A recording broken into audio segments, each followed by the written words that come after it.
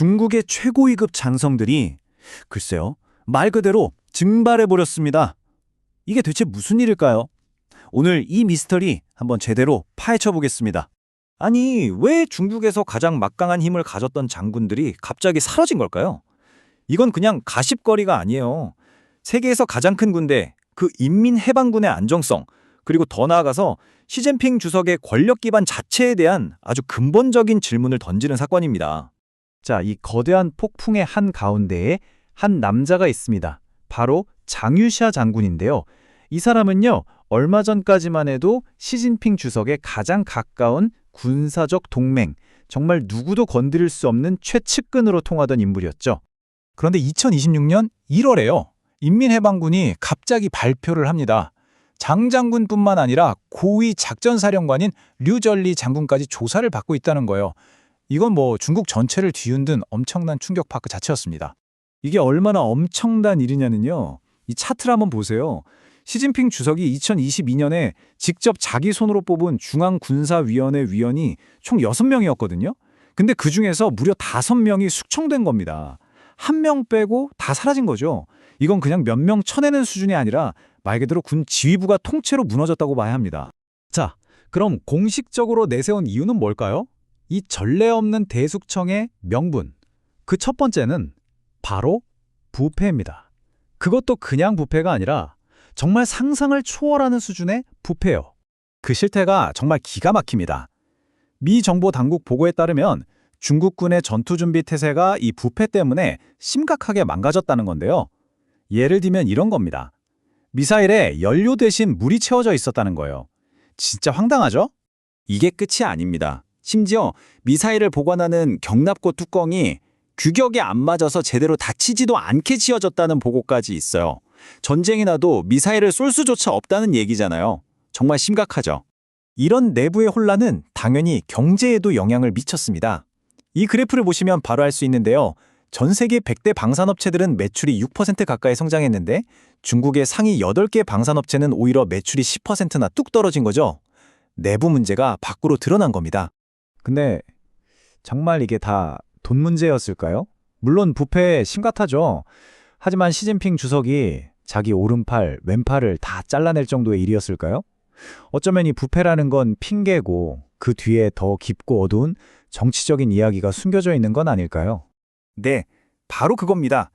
부패라는 껍질을 한꺼풀 벗겨보면 그 안에는 훨씬 더 신박한 문제가 도사리고 있었어요.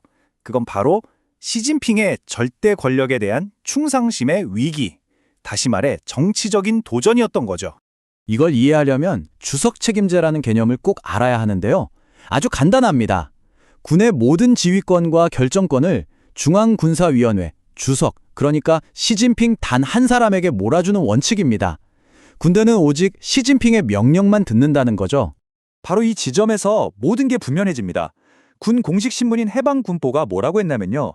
이 숙청된 장군들이 단순히 돈을 빼돌린 게 문제가 아니라는 겁니다. 이들의 더 큰 죄는 바로 이 주석 책임제를 심각하게 훼손하고 중대하게 위반했다는 거예요. 이건 사실상 시진핑 개인의 통수권에 도전한 거의 반역죄에 가깝게 본 겁니다. 자, 그럼 이렇게 최고 지휘부가 통째로 날아갔는데 세계 최대 규모를 자랑하는 중국 군대는 과연 괜찮을까요? 당장 어떤 영향이 있을지 한번 짚어보죠. 당장 눈에 보이는 영향은 명확합니다. 수십 년간 경험을 쌓은 베테랑 장군들이 한꺼번에 사라졌으니 리더십 공백이 생길 수밖에 없죠. 지금도 조사가 계속되고 있으니 작전에도 당연히 차질이 생기고요.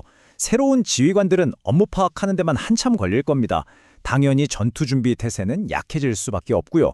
그리고 어쩌면 가장 중요한 건 당과 군의 관계가 엄청나게 껄끄러워졌다는 겁니다.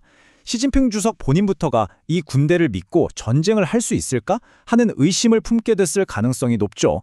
결국 이 모든 논의는 하나의 궁극적인 질문으로 향하게 됩니다. 아마 여러분도 가장 궁금해하실 텐데요. 그래서 이 모든 사태가 중국의 대만 침공 시나리오에 과연 어떤 영향을 미칠 것이냐 하는 점입니다.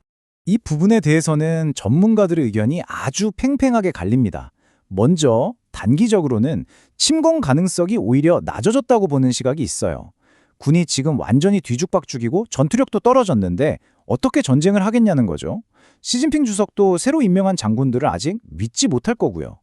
반면에 장기적으로는 오히려 더 위험해졌다고 보는 시각도 만만치 않습니다.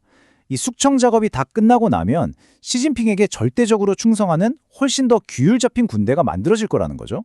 그렇게 되면 오히려 시진핑이 마음만 먹으면 언제든 신속하게 침공을 결정할 수 있게 된다는 겁니다. 자, 이렇게 되면 마지막으로 이런 질문을 던질 수밖에 없습니다. 시진핑 주석은 군대로부터 절대적인 충성을 원했죠. 그런데 그 결과 그가 만든 군대는 과연 전쟁에서 이길 수 있는 군대일까요? 아니면 그저 최고 지도자에게 아니요 라는 말 한마디 못하는 겁먹은 군대일까요?